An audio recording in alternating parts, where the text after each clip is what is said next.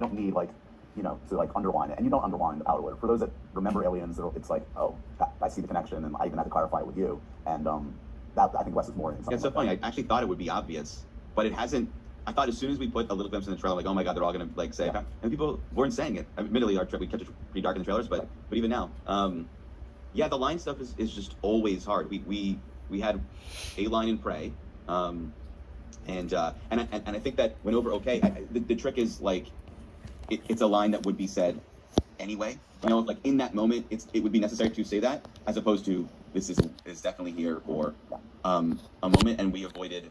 And also because of temptation, all day, every day on set, everyone is pitching. Wouldn't it be fun if, like on Prey, everyone was like, let's name a horse Chopper, like, or like the fur trappers would be like, let's go chopping her or something, like it's fun to joke around, and of course the temptation is right in front of us. I will say we tried very hard. Ultimately, there's a little bit of wiggle in the end, but the creature that cannot be killed does not bleed.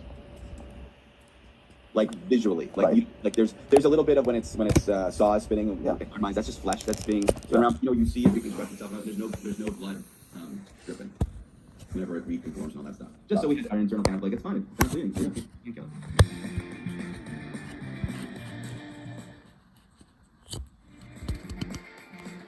Let me ask you this: the ending, always the way you wanted to end it. Mom coming. What were the permutations? What were you thinking about? I would say the ending went through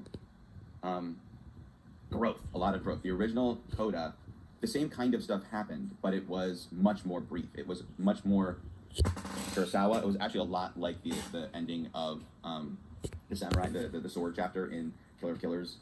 It was a standoff. They charged each other, Deck and father, and then you saw green blood dripping. You didn't know who it was, and we boom up and reveal his gauntlets got blood on it, and Dad has been sliced, and then Big Bud comes over and chomps the head, and that was it. That's black. Yeah. That's a black in so many ways. And the first time we tested it, they were like, we want more. Like more. Dad, come on, Dad's so badass. We want more. We want more. So that's what evolved. We really added quite that whole end fight. The brothers, they're the other guards, and so much more with Dad.